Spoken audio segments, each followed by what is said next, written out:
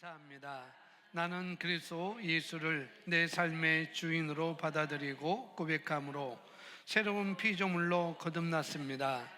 나는 말씀의 권위를 내 삶의 가장 높은 자리에 두고 언제나 의식하며 즉각 순복하고 또한 내게 위임하신 권세를 사용하여 나의 세상을 선한 왕으로서 통치합니다. 이것이 내가 앉은 왕자의 근거입니다. 주님께서 내게 주신 영적인 자유의지와 선택권을 나는 바르게 사용합니다. 나는 나의 주님 앞에 충성된 종으로 서기 위해 그리스도의 몸 가운데 내가 속한 권위의 흐름을 명확히 인식합니다. 세상 모든 피조물은 권위에 온전히 연결될 때 가장 안전하고 완전하며 행복함을 깨닫고 가장 먼저 나 자신을 주님과 교회의 권위 앞에서 조정하고 정비하며 섬김, 사랑으로 바르게 다스립니다. 나의 느낌이나 지식이나 상황과 관계없이 영적인 진리는 이미 세워진 것이며 결코 변하지 않습니다. 나는 무지하기를 거절합니다. 말씀에서 말하는 내가 누구인지, 나를 향한 하나님의 선언을 알고 또한 내가 지금 마땅히 행사할 통치권의 영역이 어디까지인지 내 생각이 아닌 말씀을 통하여 보고 깨닫기 원합니다. 나는 왕으로서 바른 생각과 바른 말과 나의 세상을 조정하고 온전히 다스릴 뿐 아니라 또한 제사장으로서 사람들에게 하나님의 사랑을 나타내는 축복자이자 그들을 하나님께 연결하는 영혼 구원자입니다. 나는 내가 있는 곳에서 믿음과 삶의 공동체인 교회를 세우고 그 안에 각자의 책임을 다하고 서로 합심하며 언제나 올바른 것을 도모하고 결과를 냅니다. 나는 어느 곳에서나 섬기는 자, 책임지는 자, 나누는 자로 인정받으며 항상 남을 나보다 더 낮게 여기고 상대를 세우기를 기뻐합니다. 이것이 참으로 나를 높여주는 영적인 원리이며 주님께서 주신 가장 멋진 삶입니다. 아멘. 성경 말씀 사무엘하 9장 1절 말씀, 우리 1절부터 8절까지, 우선 7절까지 써놨는데 7절까지 우리 길지만 있습니다. 같이 있습니다. 다윗이 이르되 사울의 집에 아직도 남은 사람이 있느냐? 내가 요나단으로 말미암아 그 사람에게 은총을 베풀리라 아니라. 사울의 집에는 종 한 사람이 있으니 그의 이름은 시바라. 그를 다윗의 앞으로 부르매 왕이 그에게 말하되 내가 시바냐 하니 이르되 당신의 종이니이다 아니라. 왕이 이르되 사울의 집에 아직도 남은 사람이 없느냐? 내가 그 사람에게 하나님의 은총을 베풀고자 하노라 하니 시바가 왕께 아뢰되 요나단의 아들 하나가 있는데 다리 저는 자입니다 아니라. 왕이 그에게 말하되 그가 어디 있느냐 하니 시바가 왕께 아뢰되 로드발 람미엘의 아들 마길의 집에 있나이다 아니라. 다윗 왕이 사람을 보내어 로드발 암미엘의 아들 마길의 집에서 그를 데려오니 사울의 손자 요나단의 아들 무비보셋이 다윗에게 나와 그 앞에 엎드려 절하매 다윗이 이르되 무비보셋이여 하니 그가 이르기를 보소서 당신의 종이니이다. 당신이 그르되 무서워하지 말라. 내가 반드시 내 아버지 요나단으로 말미암아 내게 은총을 베풀리라. 내가 내 할아버지 사울의 모든 밭을 다 내게 도로 주겠고 또 너는 항상 내 상에서 떡을 먹을지니라 하니. 아멘. 이 사무엘하 9장에 나오는 이 이야기는 정말 아름답고 아주 강력한 이야기로 우리에게 전해주는 장면이라고 이렇게 볼 수가 있습니다. 특히 이 이야기는 아주 주님과 특별한 친밀한 그런 식사에 초대를 받았지만 자신을 가난하고 또 불구라고 생각하고 또 장님이라고 전림발이라고 생각하는 사람들에게 특별한 의미가 있는 내용이라고 볼 수가 있는 것입니다. 그래서 육체적 실제적인 그런 삶에 있어서 가난과 불구와 또 이런 장님이자 전림발이로 이렇게 생각하는 그런 육체적인 그런 신체적인 그런 장애를 말할 뿐만 아니라 또 우리는 더 영적으로 우리가 영적으로 가난한 자, 영적으로 젊은발이, 영적으로 장님인 자들 이렇게 의미한다는 것들도 우리가 바꾸어서 성경에서 이렇게 볼 수가 있습니다. 그래서 성경에는 눈먼 자를 보게 하고 그런 말씀을 구약 성경에서도 말씀하고 있고 또 신약 성경에도 말씀하고 있는데 여기서 이 전림발이라는 것, 가난하고 불구라는 이런 모든 면에서는 하나님께서 우리의 영적인 것들을 우리가 특별한 의미를 가지고 있다라고 이렇게 볼 수가 있는 거라는 거죠. 그래서 여기 무비보셋은 전림발이었습니다. 그래서 여기 보니까 자기 집도 없고 다른 사람의 집에서 그냥 얹혀 사는 그런 사람이었는데 이 이야기를 통해서 우리가 이미 여기서 우리가 1절부터 7절까지 우리가 읽어서 우리가 알고 있는 것처럼 이것은 요나단의 아들이며 사울의 손자인 이 무비보셋에 관한 이야기를 이렇게 하고 있어요. 그래서 어느 날 왕이 된 후 다윗이 이제 생각이 나서 이제 친구였던 절친이었던 요나단, 생명을 서로 아끼지 않고 주고자 했던 그런 절친이었던 요나단을 다시 한번 생각하게 돼서 어느 날 갑자기 이제 사울의 가족을 생각하게 되었고 그 가운데 무비보셋이 사울의 어떤 시종이 하나 있는 것을 알았고 그 시종을 불러서 다윗의 집안에 남은 자가 없느냐라고 말하니까 그 시종 시바가 한 사람이 있는데 그 이름이 바로 무비보셋입니다 라고 얘기하고 그 사람은 다리를 저는 사람입니다 라고 이렇게 얘기를 하는 것을 볼 수가 있는데요. 그래서 이 무비보셋이 있는 것을 알고 이 다윗 왕은 이제 그를 친절하게 대하려고 작정을 하는 내용이 이렇게 오늘 말씀을 통해서 우리가 읽어봤습니다. 여기 나오는 무비보셋은 아직 어렸을 때, 아직도 자기가 어떻게 자유로 이렇게 자기가 움직일 수 없을 때, 아직 어린아이일 때 적으로부터 도망치던 그때 어떤 유모 보모로부터 안고 가다가 보모가 잘못을 해서 떨어져서 이제 두 다리를 절게 되는 그런 사고를 당하게 된 것이죠. 그래서 그가 절름발이가 된 것은 자의가 아니고 타의로 인하여서 이렇게 또 된 것도 이렇게 있어요. 스스로 조절할 수 없는 그런 상황이었기 때문에 이 다윗 왕은 직접 나서서 이제는 그 무비보셋을 찾아서 그가 살던 곳에서 여기는 예루살렘으로 옮겨오도록 했고 또 왕의 식탁에서 왕의 자리에서 왕의 식탁에서 정기적으로 식사를 하게 하는 그런 내용을 살펴봤습니다.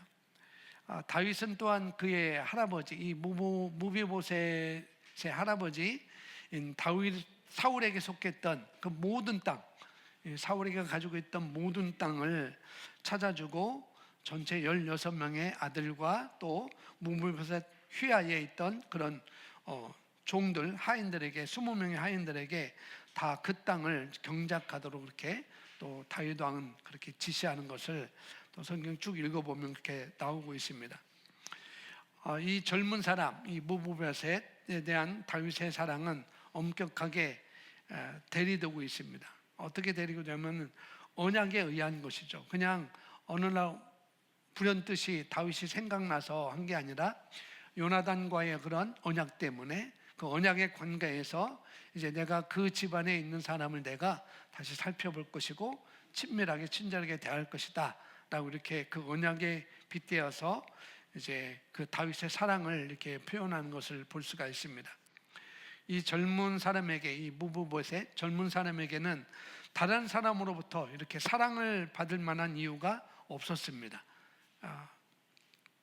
우리 지금 현재에도 누가 그렇게 상황이 있다고 한다고 하면은 그렇게 사랑을 받을 만한 그런 이유가 없는 존재라는 것들도 이렇게 우리가 사회에서 볼 수가 있습니다.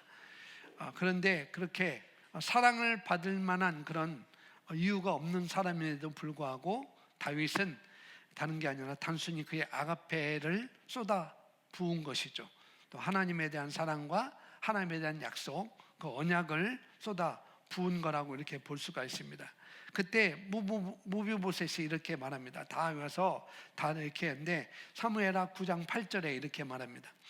같이 있습니다. 그가 절하 이르되 이 종이 무엇이기에 왕께서 죽은 개 같은 나를 돌아보시나이까 아니라. 자, 이제 무비보셋이 와가지고 이제 절하면서 이 종이 무엇이기에 왕께서 죽은 개 같은 나를 돌아보시나이까 아니라 라고 말하죠. 이것을 우리는 자기 이해의 정죄라고 이렇게 말할 수가 있어요. 자기를 이해하고 또 자기를 정죄하는 것, 그것이라고 이렇게 볼 수 있죠. 그러니까 아무도 모를지라도 우리 주변에 있는 사람이 아무도 모를지라도 그 스스로 자신이 어떤 모습인지를 아는 것이죠. 그래서 자기 이해의 정죄를 이렇게 하는 것을 볼 수가 있습니다. 이 무비보셋이 말한 이 말은 아주 불완전하고 자기가 고아 같고 또 그리고 버림받은 상태에 빠져 있음을 누구라도 쉽게 알 수 있는 그런 내용이라고 이렇게 볼 수가 있어요. 그래서 더 자세하게 죽은 개 같은 나를 돌아보신다니까 왜 이런 표현을 썼는지는 제가 찾아보지 않았지만은 당시 아주 굉장히 자기 딸을 고쳐달라고 왔던 그 여인처럼 주인의 상에서 떨어지는 나는 이스라엘에게 먹을 양식을 나는 이방인에 주지 않고 나는 약속의 자녀 이스라엘에게 주겠다라고 이렇게 얘기할 때 개들에게 던짐이 마땅하지 않다라고 말할 때 그 말씀을 비춰볼 때 이 개라는 것은 어떻게 보면은 상당히 좀 안 좋은 그런 용내지 아주 바닥에 이렇게 깔려 있는 그런 사람의 모습이지 않을까 이렇게 생각을 할 수가 있는 것이죠. 그래서 여기 무비보셋이 그렇게 말한 것은 어떤 자기의 어떤 처지, 자기가 지금 어떤 자리에 있고 어떤 상황에 있는지를 충분히 말해주는 그런 상황이라고 볼 수가 있습니다. 이미 왕족이었지만 왕의 손자였지만은 그러나 그 왕족이 패망함으로 말미암아서 이제 숨어 지낼 수밖에 없고 또 그 몸은 정상적인 몸이 아니고 불구의 몸이어서 숨어 지낼 수밖에 없는 그런 자기 집도 아니고 다른 사람의 집에서 살 수밖에 없는 그런 상태였는데 그래서 이 사무엘하 9장 8절 이렇게 고백하는 왕께서 죽은 개 같은 나를 왜 돌아봅니까? 라고 이렇게 말하는 것은 다른 사람에게 짐이라는 것을 자기가 알았다는 거죠. 나는 여지까지 다른 사람에게 짐이었어 라는 그런 고백이라고 또 이렇게 볼 수가 있습니다. 두 발이 불구이거나 절름발인 것은 우리가 그리스도인으로서 삶을 걷는 데 있어서 여기서 무비보셋이 두 다리를 절었다고 하는데 우리가 두 발이 불구이거나 절름발인 것은 우리가 그리스도인으로서 우리가 거듭난 그리스도인으로서 삶을 걷는 데 있어서 어떤 무능력함을 또 나타내기도 한다는 것이죠. 어떤 무능력. 그리스도인이지만은 새로운 피조물이지만은 하나님의 신성한 모든 것을 가졌지만은 성령의 권능을 우리가 다 받았지만은 그러나 무능력하게 사는 사람의 모습을 또 이렇게 비춰볼 수가 있는 것이죠. 무엇보다도 걸을 능력이 없는 사람에게 더 많은 성경의 말씀의 가르침은 도움이 되지 또 않을 수도 있다는 거죠. 그러나 우리가 단지 이 길을 걸을 수 없는 것처럼 보인다는 이유가 이 사람은 길을 걸을 수 없어 라고 그렇게 보인다고 그런 이유가 또 우리를 그분의 식탁에서 그렇게 눈에 그렇게 보여진다고 해서 그런 이유라고 해서 우리를 그분의 하나님의 식탁, 주님의 식탁에 초대하고자 하는 그런 왕의 바람을 바꾸게 할 수는 또 없다는 거죠. 그러니까 우리가 어떤 처지이고 우리가 어떤 상황이고 어떤 자리에 있든지 하나님께서 우리를 부르심에 있어서 어떻게 해요? 그 부르심에 바꿀 수는 없다는 거죠. 그래서 하나님께서 저와 여러분의 처지, 상황 아주 밑바닥 인생, 누구도 나는 저 사람에게 짐이 될 수밖에 없는 그런 삶이었다고 한다면은, 그러면은 어떻게 하겠어요? 뭐 하나님께서 그런 우리를 구원하시고자 하는 그런 원함이 없었다면은 우리는 그 구원이 우리에게는 해당되지 않겠죠. 그러나 우리의 어떤 그런 모습일지라도 이 무비보셋이 지금 죽은 개 같은 개도 아니고 살아있는 개도 아니고 죽은 개예요. 아무 쓸적도 없는 거예요. 살아있는 개는 뭐 다른 것을 사냥해서 집어오게 물어오게끔 할 수도 있고, 그런데 집을 지킬 수도 있고 자기 주인을 보호할 수도 있는 그런 개인데, 여기는 뭐예요? 죽은 개 같은 거. 아무런 쓸짝이 없는 거. 아무런 쓸짝이 없는 거. 그럼에도 불구하고 왕의 바람을 바꾸게 할 수 없다는 것. 그럼에도 불구하고 하나님께서 우리를 구원하시는 그 구원의 계획에는 바꿀 수가 없다는 거죠. 그래서 우리가 어떤 짐이다, 사람에게는 짐일 수 있지만은 하나님에게는 그것이 짐이 아니라는 거죠.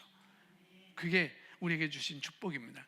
여기서 무비보셋처럼 우리 대부분이 스스로 죽은 개처럼 생각할 수 있다는 거죠. 어떻게 보면 똑같이 이 베드로도 자기 이해의 정죄를 하는 모습이 볼 수 있어요. 자기를 이해하는 정죄. 여기 성경에 써놨는데 누가복음 5장에 나와 있는데 베드로가 이렇게 말합니다. 시몬 베드로가 이를 보고 예수의 무릎 아래 엎드려 이르되 주여 나를 떠나소서 나는 죄인입니다 라고 고백합니다. 뭐냐면은 이제 예수님이 제자를 부르시는 그런 장면이거든요. 이들이 베드로, 안드로와 야고보, 요한이 바다에 가서 어부에서 고기를 잡으려고 했는데 밤이 지나도록 고기를 수고했지만은 고기를 한 마리도 잡지 못했어요.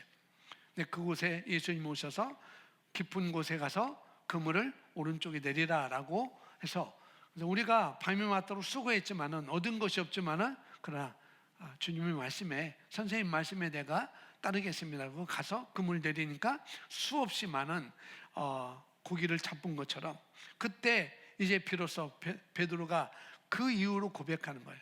나는 죄인입니다. 나는 죄인입니다. 그러니까 스스로 자기 보기에 뭐예요? 죽은 개로 보는 것처럼, 나는 죄인으로 보는 것처럼 이렇게 자기 이해의 정죄에 빠진 그런 모습을 볼 수가 있는 것이죠. 그러나 예수님은 이렇게 자기 이해의 정죄에 빠진 사람들에게 말씀하셔요. 뭐라고 말씀하시는가? 요한계시록 3장 20절 말씀에 이렇게 말씀하십니다. 같이 있습니다. 볼지어다 내가 문 밖에 서서 두드리노니 누구든지 내 음성을 듣고 문을 열면 내가 그에게로 들어가 그와 더불어 먹고 그는 나와 더불어 먹으리라. 그는 그와 더불어, 나는 그렇게 한다면 내가 그에게로 들어가서 그와 더불어 먹고 그는 나와 더불어 먹으리라라고 이렇게 말합니다. 이게 사무엘하 9장 1절부터 이렇게 쭉 보면은 이 다윗 왕이 이 무비보셋을 알고 발견하고 그에게 심지어 4번이나 너는 내 자리에서 나와 함께 음식을 먹을까? 4번씩이나 이렇게 해요. 4번씩. 마지막 7절인가 8절 이후에는 꼭 그런 편이 아니더라도 이렇게 그 다윗왕은 4번이나 그가 나와 더불어 먹으리라라고 이렇게 말하는 것을 볼 수가 있습니다. 그런데 이것은 믿지 않는 사람에게 요한계시록 3장 20절도 그렇고 또 이것은 7교회가 보내는 편지 가운데 하나이잖아요. 그래서 이것은 믿지 않는 사람에게 쓴 것도 아니고 성도들에게 쓴 거라는 거죠. 식탁에서 함께 먹는 것은 특권과 친밀함을 나타내는 거예요. 특권이고 성만찬 때, 마지막 만찬 때 그 식탁에 둘러앉은 사람들은 12제자였잖아요. 그건 특권이었습니다. 120명 문도가 있었지만은 다른 사람들이 있었지만은 많은 무리들이 있었지만은 그들은 거기에 들어올 수 없었던 거죠. 그러니까 식탁에 앉아서 함께 먹는 것은 특권이자 아주 친밀함을 나타내는 것입니다. 가족은 식탁에 함께 앉아서 먹고 마시잖아요. 그게 친밀함입니다. 물론 손님도 그렇게 했었는데 손님은 항상 그렇게 와서 먹지는 못하잖아요. 그죠? 특별히 왔을 때만, 초청할 때만 하는 건데, 내 가족은 식탁에서 함께 먹고 마시는 그런 자유를 즐길 수가 있는 것이죠. 그래서 여기 써놔진 무비보셋이라는 이름은 수치를 파괴한다라는 그런 의미를 갖고 있습니다. 자, 이 무비보셋의 이야기를 잠시 우리가 풀어보면은 우리를 무비보셋으로 이렇게 대조할 수 있고 바꿀 수 있고, 또 다윗을 예수님으로 쉽게 대체할 수가 있는 거라는 거죠. 무비보셋은 저와 여러분으로 대체하고, 다윗 왕은 예수님으로 대체할 수가 있어요. 그래서 이 무비보셋이 했던 것이 아니고 누군가 그를 대신해서 한 것입니다. 그 왕위 자리에서 함께 그런 친밀함과 특권 속에 친밀함과 함께 그 자유를 즐길 수 있던 것은 다른 것이 아니라 무비보셋이 그렇게 했던 거 아니에요. 무비보셋은 뭐예요? 죽은 개 같은 나를 왜 돌아봅니까? 라고 자기 이해의 정죄에 고백을 했던 것 뿐이었습니다. 누군가가 그를 대신해서 한 것이죠. 그 누군가는 다윗 왕이었습니다. 여기서는. 자, 이것을 우리가 우리로 풀어본다고 그랬어요. 그러니까 예수님은 영적으로 우리 두 발이 불구인 것을 아셨고, 우리가 불구인 것을 아셨어요. 그리고 우리가 왕의 식탁에서 먹을 수 있도록 기꺼이 값을 그분은 치러주셨습니다. 이게 은혜이고 이게 축복이라는 것이죠. 그래서 주님은 우리를 선택할 수 있는가? 주님 우리를 선택할 수 있는가? 그분은 두 발이 절름발이인 사람을 택할 수 있는가? 충분히 그럴 수 있다는 거죠. 에베소서 1장, 이것을 예정론이라 이렇게 볼 수가 있는데, 에베소서 1장 1절 말씀에 이렇게 말하고 있습니다. 같이 읽어보겠습니다. 하나님의 뜻을 따라 예수 그리스도의 사도가 된 바울은 에베소에 있는 성도들과, 여기 보니까 그리스도 예수의 사도가, 하나님의 뜻을 따라 예수 그리스도의 사도가 된 바울은 성도들과 그리스도 예수 안에 있는 신실한 자들에게 쓴다라고 이렇게 말하고 있죠. 그러니까 즉 복음의 진리대로 예수님을 영접해 가지고 이미 구원받은 성도들에게 쓰고 있다는 그런 내용을 볼 수가 있는 것이죠. 그러니까 모든 인류에게서는 편지가 아니라는 거죠. 자, 또 하나 중요한 것은 모든 인류 중에서 우리만 구원받도록 예정하셨다는 말이 아니라, 여기서는 그 4절에서 나오는 것은 이미 구원받아서 그리스도 안에 있는 우리를 택한 것이다라고 이렇게 말씀을 하고 있습니다. 4절에 이렇게 말씀하고 있습니다. 4절 같이 있습니다. 곧 창세전에 그리스도 안에서 우리를 택하사 우리로 사랑 안에서 그 앞에 거룩하고 흠이 없게 하시려고, 그러니까 그리스도 안에서 저와 여러분을 택하사라고 말하고 있죠. 그러니까 이것은 누구는 천국 가기로 누구는 지옥 가기로 미리 정해놨다라는 것이 아니라는 거죠. 이미 그리스도 안에 있는 우리다. 우리 그리스도 예수 안에 있는 우리, 즉 예수님을 영접한 사람들은 거룩하고 흠이 없게 만들어 주시기로 이미 예정을 하셨다는 것입니다. 그렇게. 그래서 우리는 그분이 부르시는 소리를 우리가 들을 수 있어요. 저는 못 듣고 예수님 영접했는데요. 아니요, 우리가 그것을 알지 못하는 것입니다. 분명히 그 근거를 성경에서 우리에게 말씀을 해주고 있어요. 하나님이 우리를 부르시는 소리를 우리가 들었다는 것. 요한복음 5장 25절에 이렇게 말씀합니다. 같이 있습니다. 진실로 진실로 내가 너에게 말하노니 죽은 자들이 하나님의 아들의 음성을 들을 때가 오고 있나니 바로 지금이라. 듣는 자들은 살리라. 내가 너에게 말한다. 죽은 자들이 하나님의 아들의 음성을 들을 때가 오고 있다. 그때가 언제냐? 지금이라는 거죠. 지금. 그러니까 우리가 어떻게 해요? 하나님이 부르시는 소리를 우리가 들었다는 거예요. 그때 내가 예수님을 믿기로 작정할 때, 그때 우리를 불렀다는 거죠. 죽은 자들의 그의 음성을 들을 것이다 라고 이렇게 말씀을 하고 있습니다. 그래서 저와 여러분은 주님이 부르시는 소리를 우리는 들은 거예요. 아멘. 여러분이 생각이 안 나더라도 성경은 말하고 있어요. 성경은 그렇게 말하고 있습니다. 이것을 우리는 예정설이라고 이렇게 말을 하고 있는 것이죠. 우리는 하나님을, 우리는 예수님을 부르지 않았어요. 마치 무비보셋이 다윗 왕이여 당신이 우리 아버지와 언약을 했잖아요. 내가 먼저 죽으면은 당신의 가족을, 내 가족을 당신이 책임질 것이고, 당신이 먼저 죽으면은 당신의 가족을 내가 책임질 거다 라는 그 약속을 했잖아요 라고 무비보셋이 먼저 다윗 왕을 부른 게 아니라는 거죠. 역시 마찬가지로 우리는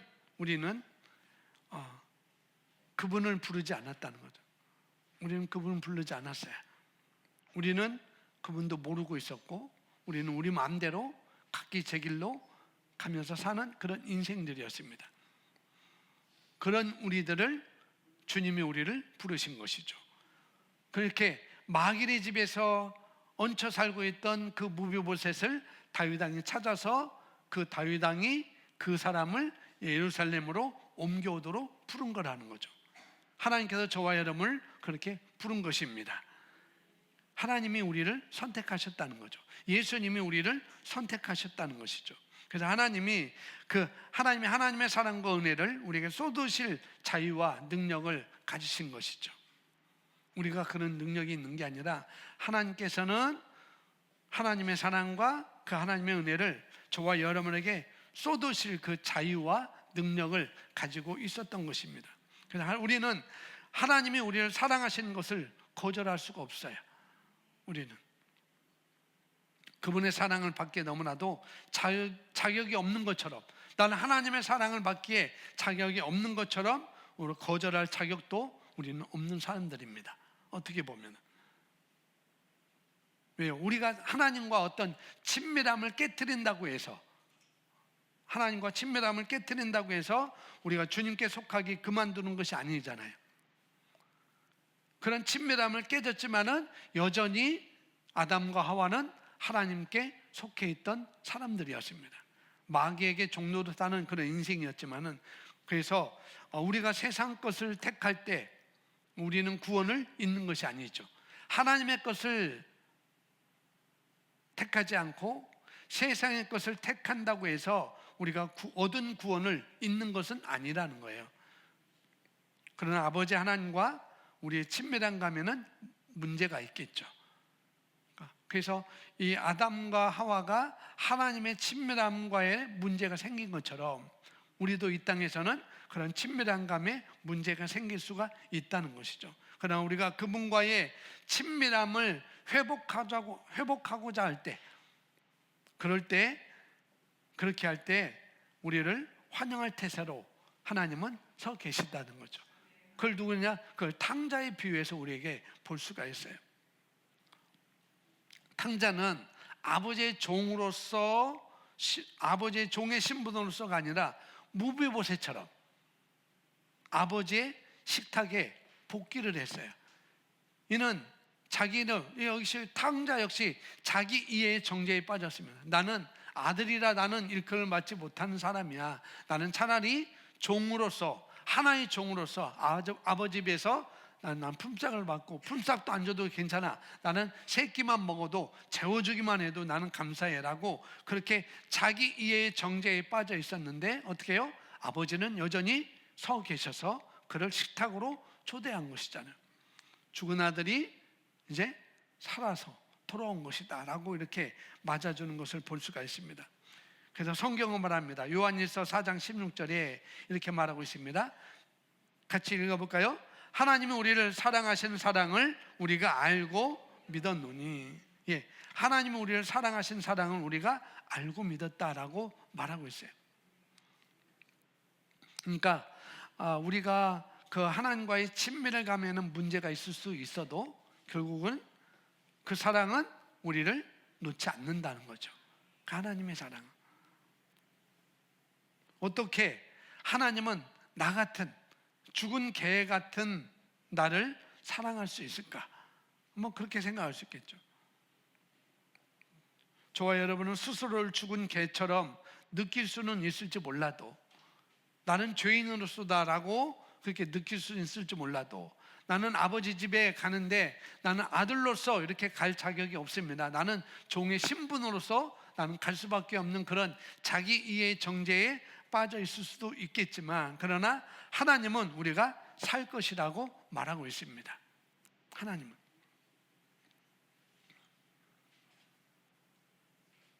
하나님은 한번 그분께서 저와 여러분에게 쏟으신 그 사랑은 결코 그치지 않는다는 거죠. 그분이 한번 쏟으신 사랑은, 아담과 하와가 그렇게 범죄했지만은 그 아담과 하와에게 쏟아진 그 사랑을 거두지 아니하시고 계속 끈질기게 그들을 보호하시고 그들을 구원하시는 그런 장면이 또 성경을 통해서 우리가 볼 수가 있습니다.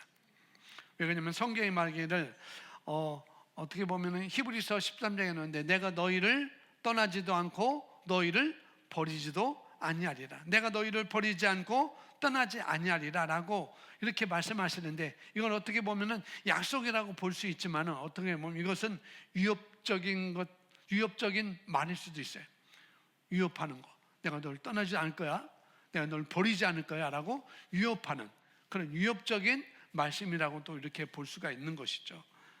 그래서 하나님은 인간의 죄의 쓰레기, 우리의 죄의 쓰레기, 가장 깊은 그런 범죄, 또 가장 치밀한 배신, 가장 막대먹은 그런 반항까지도 관여하셔가지고 탕저에게도 관여하신 것처럼 그런 베드로에게도 찾아가서 관여하시고 무비보셋에게도 찾아가서 관여하시고 우리에게도 찾아오셔서 관여하셔서 정말 우리 가운데 아무도 다시는 죄되거나 버리지 않게 하신다는 거죠. 그 하나님의 사랑이. 그래서 하나님의 사랑은 치유될 수 없는 상처를 모두 치유하십니다.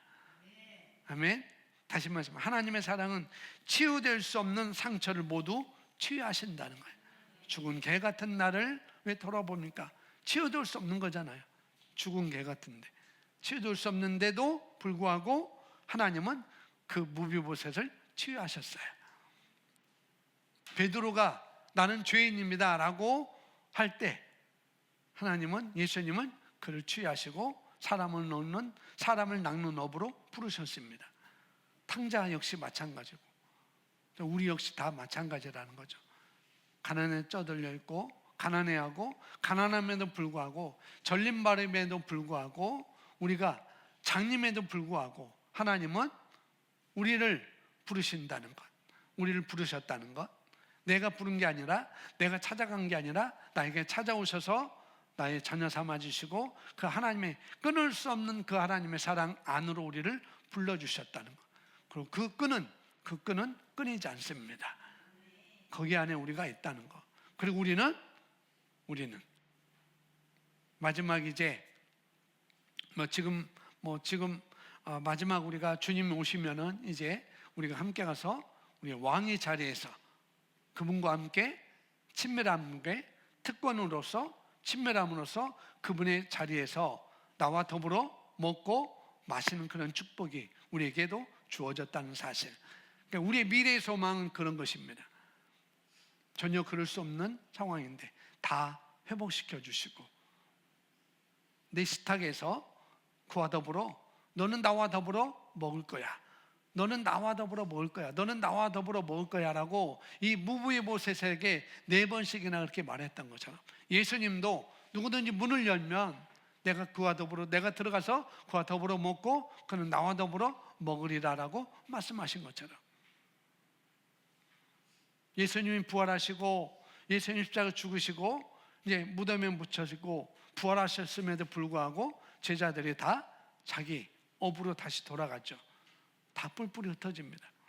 근데 다시 예수님은 베드로를 찾아가시고 안드레를 찾아가시고 야고보 요한을 찾아가셔서 다시 물고기 잡는 그들에게 다시 하나님께서 예전에 누가복음 5장에 했던 그 사건을 다시 한번 말씀하셔서 그래서 다시 그들을 불러주시고 그 바닷가에서 친히 식탁을 차려 놓으시고 그들에게 나눠주시는, 생선과 다른 것을 준비해서 나눠주시는 예수님의 모습을 우리가 볼 수 있는 것처럼 우리는 왕의 자리에 다 초대를 받은 사람들이라는 것.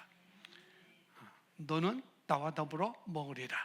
그 약속이 우리에게 주어졌습니다. 그런 특권과 그런 친밀함이 우리에게 계속 이어지고 있다는 사실을 여러분 이해하시고 함께 믿음으로 고백을 하시면 좋겠습니다. 그래서 자신의 왕자에 앉으십시오라고 우리가 고백하는 것입니다.